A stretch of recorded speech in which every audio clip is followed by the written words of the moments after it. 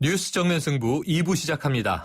북한이요, 이 한미정상회담과 북핵 공동성명 발표에 대해서 맹비난하고 나섰습니다. 절대로 핵을 포기하지 않겠다 이런 의지도 다시 한번 천명을 했는데요. 이 북한이 강력 반발하고 나선 배경, 그리고 이번 한미정상회담의 성과를 윤지원 평택대학교 외교안보 전공교수와 짚어보겠습니다. 정면 인터뷰 윤지원 평택대학교 외교안보 전공교수와 함께 짚어보겠습니다. 교수님, 안녕하세요. 네, 안녕하세요. 네, 지금 이 한미 정상회담에 대해서 평가가 좀 엇갈리고 있는데요. 교수님은 어떻게 보세요?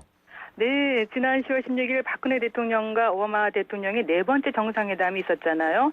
저는 개인적으로 다양한 성과를 달성하고 성공적으로 마무리했다고 봅니다. 네. 그 이유를 저는 한 네 가지로 살펴보고 싶은데요. 네.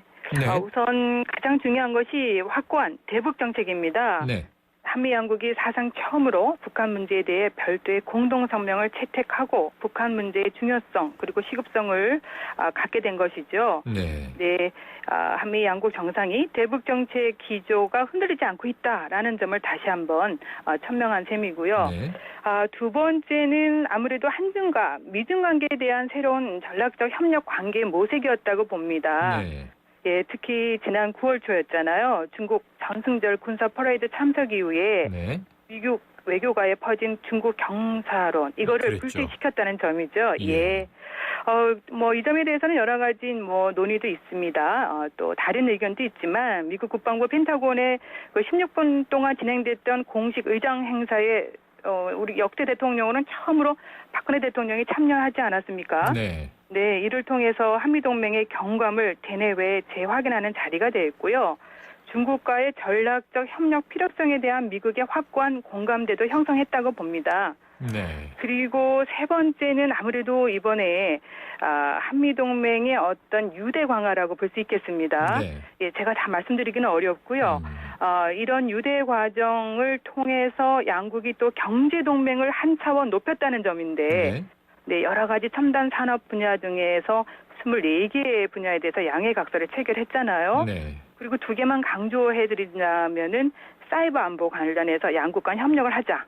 그리고 또 우주 협정 체결도 추진해서 합의하기로 했습니다. 아주 네. 중요하지 않습니까? 네. 네, 그리고 네 번째는 이 부분에 대해서도 의견이 분분하지만 저는 한미 양국의 방산 협력에 대해서도 예. 새로운 관계를 모색했다고 봅니다. 예를 들면요, 한국형 전투기 개발 사업에 대해서 미국 정부의 승인이 요구되는 4개의 핵심 기술 이전에 대해서 네네. 미국 정부가 사실 거부했잖아요. 그랬죠. 네, 그러나 빈손으로 들어왔다는 부정적인 시각과 여론이 있지만 구체적인 성과도 있었습니다.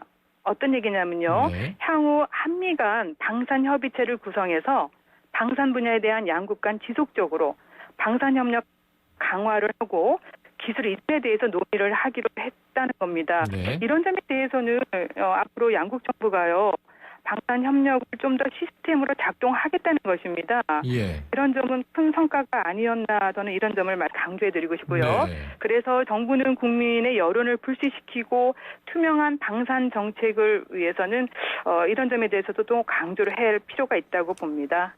네, 교수님 지금 네 가지 성과 조목조목 말씀 주셨는데요. 자, 그런데 이 공동성명, 어찌 보면 아까 의미를 더해 주신 북핵 문제 관련 성명에 대해서 예상대로지만 북한이 강력하게 반발하고 나섰네요. 네. 핵 포기 의사가 없다. 다시 한번 천명했고요. 그러면은 이번 한미 정상회담이 이제 예상됐던 수준 이상으로 북핵 문제에 집중했기 때문인 것 같은데 그 내용으로 보면은 우리가 압박도 있지만 또 유화도 있지 않습니까? 네. 앞으로의 남북 관계 어떻게 예상하세요? 네, 지금 이제 한 틀에서는 이번에 그 대북 관련된 북한 문제 관련된 그 성명에 대해서 너무 압박이 많았다. 네.